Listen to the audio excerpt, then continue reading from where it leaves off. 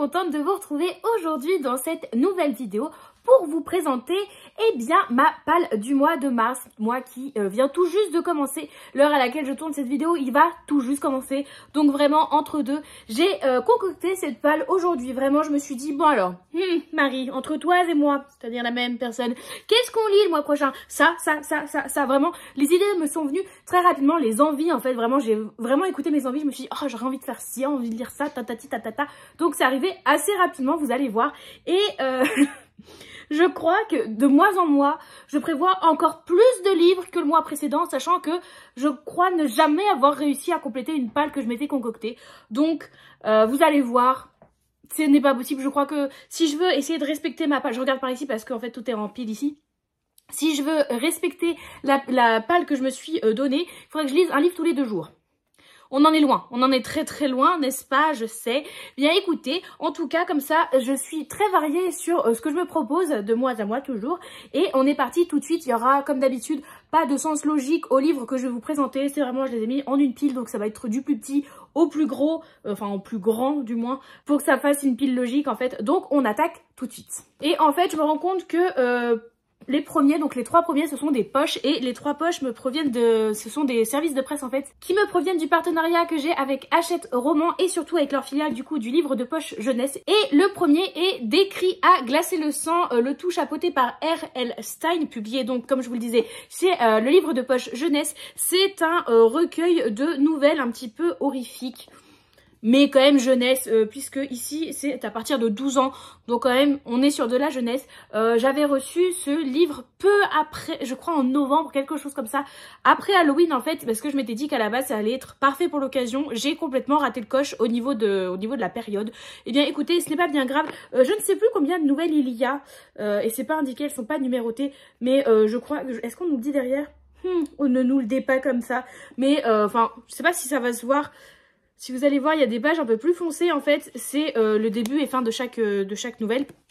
Donc ce que je vais faire, c'est que je vais essayer de lire, je sais pas, il y a l'air d'en avoir peut-être un peu plus d'une trentaine. Donc en tout cas, essayer d'en lire 1 ou 2 tous les jours, comme ça sera un livre que je ferai durer, sur tout le mois, sans avoir l'impression d'y consacrer trop de temps, sachant que c'est des nouvelles qui sont relativement courtes. Enfin, il y en a des plus longues que d'autres, mais on est quand même sur des trucs assez courts, donc je pense que ça peut bien se lire. Le suivant, je vais passer très rapidement, puisque je vous l'ai présenté déjà dans ma palle du mois de février, en vous disant qu'il fallait absolument que je le lise en février, et ça n'a pas été le cas. Du coup, il passe pour la palle du mois de mars. Il s'agit de Bouche cousue, écrit par Maëlle Pau, et pareil, que j'ai reçu en service de presse de la part de Hachette Roman, avec le livre de poche jeunesse ici. Et voilà, je vous l'ai déjà présenté dans ma palle du mois de février, dans mon book haul du mois de janvier, je vous l'ai présenté déjà 2 fois. Je vous invite à vous référer à ces vidéos là pour savoir de quoi il en retourne. En tout cas, il est pas lu et j'aimerais bien ne pas le faire traîner beaucoup plus longtemps. Vraiment, les SP c'est vraiment l'axe sur lequel je veux me concentrer cette année, et c'est de ne pas les faire traîner trop longtemps dans ma palle. Le prochain bouquin vous spoil une des réceptions que j'ai eues au mois de février, donc vous spoil un petit peu le book haul du mois de février, mais je pense que vous vous en remettrez. Il s'agit du premier tome de Havenfall, donc écrit par Sarah Holland ici, toujours en poche chez le livre de poche jeunesse. C'est donc un premier tome, et le second, je ne sais plus comment il s'appelle en fait. Ça avait été sorti, c'était sorti en grand format chez Bayard, je crois, il y a de cela quelques années. Il avait fait pas mal parler de lui parce qu'il avait donné envie à pas mal de gens, et j'avais vu des avis assez mitigés suite à ça, mais le pitch me paraissait intéressant, et depuis il était dans ma wishlist en grand format. Donc quand j'ai vu qu'il sortait en poche et que je pouvais l'obtenir via le partenariat, évidemment je l'ai demandé. Il n'est pas très très gros. Et ici on est vraiment, on va suivre une jeune fille qui travaille dans une auberge, je crois, qui fait la liaison entre 2 mondes, un monde fantastique et notre monde contemporain, je crois, au cœur des Rocheuses du Colorado, donc ça fait vachement quand même ancré dans notre monde. Et effectivement il y a une auberge, on retrouve un cadavre dans l'auberge, et du coup l'équilibre des mondes est menacé. Donc voilà, ça va être, en gros ça va ouvrir une brèche entre nos 2 mondes. J'avais déjà lu un livre écrit par l'autrice qui était Everless, vous le voyez peut-être ici. Parce qu'elle avait écrit une première duologie, Everless Evermore. J'avais lu Everless et je n'avais jamais lu le second tome de la duologie, donc Evermore.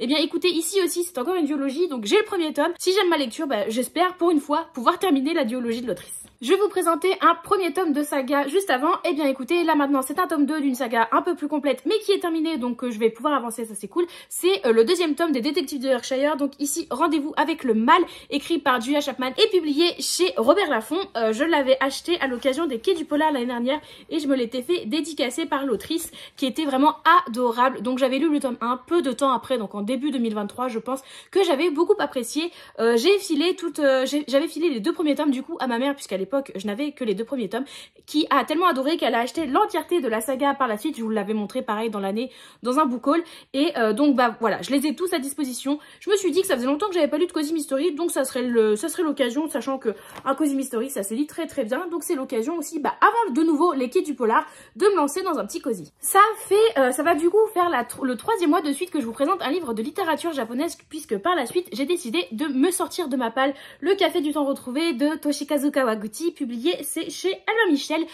Il s'agit du tome suivant dans le même univers de Tant que le café est encore chaud, du même auteur, que j'avais lu l'année dernière, que j'avais vraiment beaucoup apprécié, qui pareil est assez typique de la plume japonaise. Donc écoutez, une fois n'est pas coutume, depuis le début d'année, tous les mois je me lis un livre de littérature japonaise.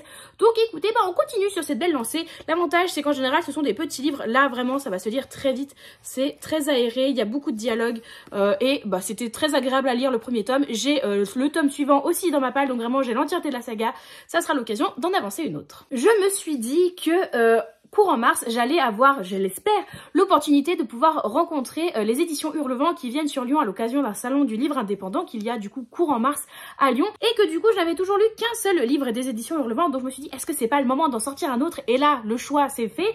Qu'est-ce que je sors des éditions Hurlevent, et je me suis souvenu que je crois que c'était pour ma palle du Pumpkin Autumn Challenge auquel challenge auquel je n'ai presque pas participé, voire pas participé du tout au final, mais j'avais fait une palle et je vous avais mis justement un livre des éditions Hurlevent que je n'avais point lu, donc ben, je me suis dit celui-ci il est déjà passé en presque je vais te lire, donc il y retourne. Il s'agit des Cendres sur tes mains, écrit par Nora Lake, publié donc chez les éditions Hurlevent. Voilà, je me suis dit que celui-ci, il avait presque failli y passer à un moment. Le pauvre, il a dû dire non, elle me lit pas, finalement, elle me remet dans sa palle. Écoute mon petit pépère, cette fois-ci, j'espère bien pouvoir te lire, et l'objectif, ça serait de le lire avant mi-mars, vraiment, donc sur la première quinzaine de mars, puisque les éditions Hurlevent, c'est le week-end du 16 et 17 mars qu'elles sont sur Lyon. Donc ouais, ça pourrait être cool d'avoir un peu plus qu'un seul livre à mon actif lu dans la maison d'édition. Et ici, comme d'habitude, je vais juste vous donner le lieu et la date. Je ne veux pas en savoir plus sur les éditions Hurlevent. Nous sommes en Angleterre à la fin du 19e siècle. Je sais qu'on va avoir une affaire un petit peu, pas hantée, mais un manoir qui recèle beaucoup de mystères. Manon avait absolument adoré cette lecture. C'était sa première lecture 2023. Ça avait été un coup de cœur pour elle. Donc écoutez, je fonce tête baissée, il n'y a pas de souci. On change totalement de registre avec cette fois-ci un nouveau service de presse, mais en grand format, donc toujours de la part des éditions Hachette Roman. Il s'agit de B comme Book Boyfriend, écrit par Marie F. Flory et donc publié chez Hachette Roman, comme je vous le disais.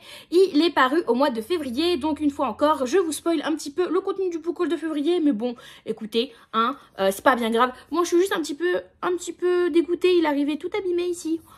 Bon, on s'en remettra, hein, le livre sera toujours le même. Donc on est sur de la romance contemporaine entre une jeune fille, enfin entre 2 étudiants, une qui passe son temps à lire, à avoir énormément de book boyfriend, et un jeune homme qui lui est fan de football américain, rugby, je ne sais plus, match de foot, du foot, mais j'imagine que c'est du foot américain. Puisque ça fait quand même très typé États-Unis.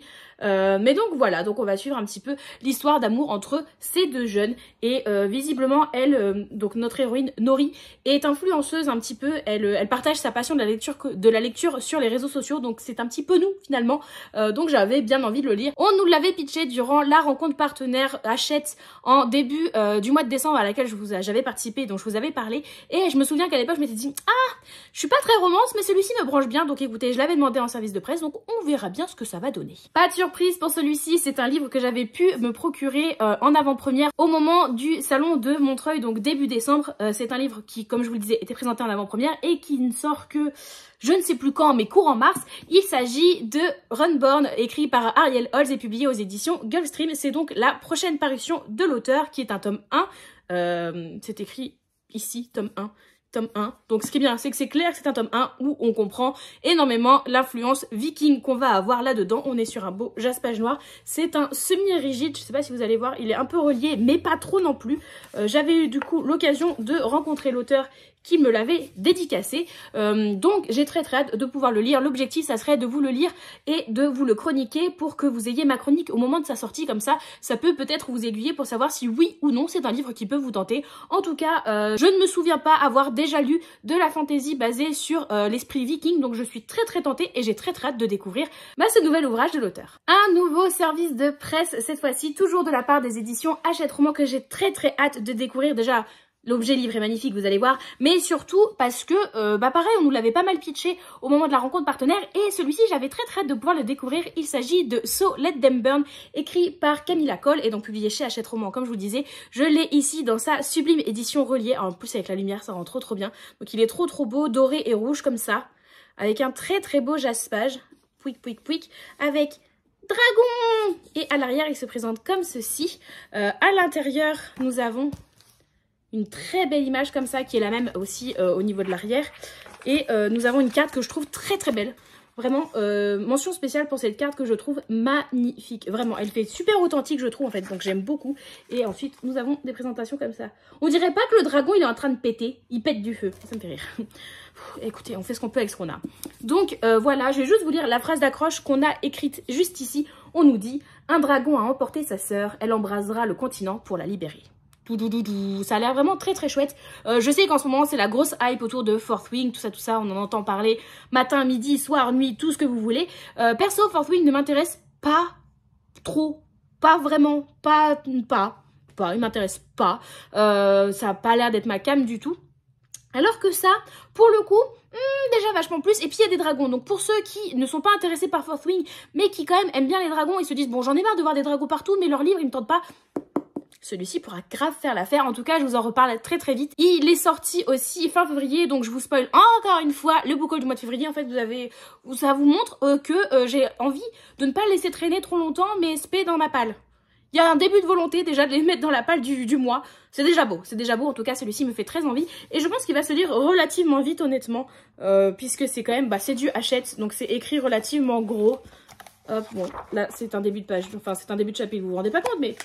Tadam! Donc ouais, je pense que ça peut se lire vite et j'ai très hâte de le découvrir. Le prochain n'est pas vraiment mon choix, même si ça m'arrange parce que c'est pour celui-ci que j'aurais voté, puisqu'il s'agit du livre que vous avez décidé qu'il sera la lecture commune du mois de mars. Donc sur le Discord, je vous avais proposé 3 bouquins, je vous avais proposé Salicarnia, le tome 1, Dans la vie des pantins ou encore À l'ombre du manoir. Et vous avez été une majorité à voter pour Dans la vie des pantins, écrit par TJ Klune et publié chez De Saxus.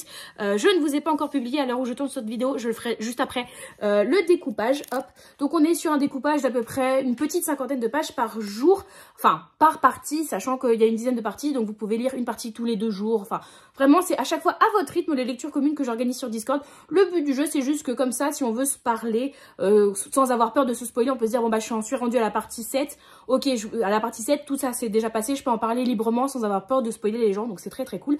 Donc voilà, c'est quand même une belle bricasse, mais je ne voulais pas cette fois-ci le faire traîner beaucoup plus longtemps dans ma palle. Le précédent de l'auteur publié chez De Saxus, donc Sous la porte qui chuchote, je l'avais précommandé à l'époque pour au final le lire 1 an plus tard. Cette fois-ci je ne l'ai pas précommandé, mais j'espère bien le lire le mois suivant de sa sortie. Oui messieurs dames, en tout cas de toute façon c'est la lecture commune, donc comme j'aimerais bien participer à ma propre lecture commune, oui il va y passer ce mois-ci. Les 2 prochains que je vais vous présenter n'ont rien à voir l'un avec l'autre, c'est juste que ce sont des livres que vous m'avez imposés sur Twitch. Il y en a un, je vous l'avais déjà présenté dans une palle précédente, ça devait être dans la palle du mois de janvier je crois, je ne l'avais point lu. Et bien écoutez, il est retourné dans les étagères, mais pas pour très longtemps puisque là il revient encore sur le devant de la scène, puisqu'il s'agit du premier tome d'Illuminae, écrit par Amy Kaufman et J. Christophe, publié aux éditions Casterman. Voilà, je vais pas plus vous en parler, on est sur de la SF avec un livre qui a vraiment un changement de mise en page très récurrent. Voilà, il avait fait beaucoup parler de lui il y a de cela 7-8 ans maintenant je pense, et il est toujours dans ma palle. Je ne l'ai pas lu au mois de janvier puisque c'est quand même une belle bricasse et ce n'était pas celui-ci qui était passé en priorité. Et bien écoutez, cette fois-ci j'aimerais bien éviter de refaire le syndrome Serpentine-Dove que je vous ai présenté, j'ai l'impression pendant 5 mois d'affilée en disant je le mets dans la palle, finalement je l'ai lu du coup plusieurs mois plus tard. Cette fois-ci j'aimerais bien essayer de le faire passer entre essayer, entre j'aimerais et je ferais. Vraiment, ce n'est pas la même chose, mais en tout cas, la volonté y est et c'est déjà beau. Et la deuxième lecture que vous m'avez imposée sur Twitch, et d'ailleurs je serais contente parce que si j'arrive à lire les 2 lectures imposées Twitch là, j'en en aurai plus en attente, donc je vais pouvoir vous refaire voter pour des livres que vous voulez que je lise, mais au final, en fait je me pose la question, est-ce que ça vaut le coup que je continue de le faire ou pas, parce que comme vous me les demandez, entre le moment où vous me demandez de les lire et le moment où je les lis, il se passe vraiment des mois, donc est-ce que c'est vraiment intéressant pour vous, parce que vous devez vous dire, bah elle est en train de nous flouer. Et en même temps, je fais ce que je peux et j'écoute aussi un peu mes envies, on va pas se mentir. En tout cas, le deuxième que vous m'avez imposé sur Twitch, il s'agit du premier tome de la trilogie de Daevabad. Donc ici, La Cité de Laiton, écrit par S.A. Chakraborty et publié aux éditions de Saxus de nouveau. Et... oui, il me semble que je l'avais déjà mis dans une palle. Je crois que c'était pour un challenge. Je l'avais déjà mis dans une palle l'année dernière, ou il y a peut-être même 2 ans. Et je l'ai toujours pas lu, j'ai la trilogie complète dans ma palle, dans ce relier en plus, hein, dans le beau relier. Je les avais achetés à chaque fois au fur et à mesure. Ah là là, ils sont beaux, on a une carte, c'est magnifique. Et toujours pas lu, et j'ai peur de regarder quand est-ce qu'ils sont sortis. Le tome 1, il date de quand? Non, juste comme ça, à titre indicatif. Hein. Non, 2017, faut arrêter de nous mentir. 2017, c'est en VO. Oh, je veux bien que ça fasse longtemps, mais bon, tout de même. 2017, j'étais un bébé, j'arrivais à peine sur Instagram et j'étais pas encore partie vivre au Japon. Arrêtez de me mentir. 2021. Ah, si, quand même. Avril 2021. Ça va faire 3 ans que je l'ai acheté. Ouais, bah justement, on va le lire en mars pour éviter que ça fasse vraiment 3 ans que ça soit dans ma palle. Hein? Ça pourrait être pas mal. Ça pourrait être pas mal. En plus, j'ai l'impression que déjà tout le monde l'a lu, tout le monde l'a absolument adoré. Pourquoi je l'ai pas lu? Vraiment, pour ceux qui l'ont lu et qui l'ont aimé, c'est-à-dire je pense une majorité de ceux qui l'ont lu, motivez-moi, dites-moi oh combien c'est génial, sans me spoiler. Mais dites-moi oh combien c'est génial et pourquoi il faut que je le lise, toujours sans me spoiler. Parce que ce qui me fait peur, il est énorme. Après, est-ce qu'il est si gros que ça? Quand on dit gros, c'est-à-dire... En vrai, non, 630 pages. Il fait vachement plus impressionnant que 630 pages. Ah! Ça va pas changer le fait qu'il me fasse un peu peur, mais c'est moins pire que ce que je pensais. Let's go! Et enfin, le dernier, oui, au bout d'un moment, je me calme quand même parce que j'ai déjà l'impression de vous avoir présenté 40 livres pour cette palle. Le dernier, c'est pas vraiment une surprise, c'est le livre de la Fairyloot que j'ai reçu le mois dernier, donc évidemment que je lis pour le mois de mars. Il s'agit de Fragile Enchantment. C'est dur à dire. Fragile, c'est un mot que j'ai jamais su dire en anglais. Un enchantement fragile, écrit par Alison Saft et que j'ai ici du coup dans la version Fairyloot. Je vous rappelle que ce livre est absolument divin. Regardez-moi ça, la beauté. Il est trop beau. Il est trop beau. Bref, j'ai très hâte de le lire. Enfin... de ce que je vois, de ce que j'ai cru en comprendre et de ce que j'ai envie de voir, ça a l'air d'être un savant mélange dans l'époque austénienne. Pour moi, c'est l'époque austénienne, donc la Régence, avec un esprit de Bridgerton, mais le tout avec une touche de fantasy. En tout cas, j'ai très hâte. Je n'ai pas lu le précédent roman de l'autrice, donc qui était La chasseuse et l'alchimiste, que j'ai dans ma palle, mais que je n'ai pas lu. Donc, bah écoutez, je vais découvrir l'autrice avec celui-ci, et puis on verra ce que ça donne. En tout cas, j'ai un petit peu peur, enfin... en fait, j'ai peur parce que mes attentes sont grandes. Enfin, c'est pas que mes attentes sont grandes, c'est que j'ai très hâte de plonger dedans et de voir ce que ça peut donner. Mais en même temps, quand je suis allée voir les avis en VO, ils étaient pas forcément très ouf. Donc, compliqué. Alors, je sais pas comment vous le teniez pour que vous voyez le titre sans que vous ayez le gros reflet de la ring light. Parce que là, vous voyez pas vraiment le titre.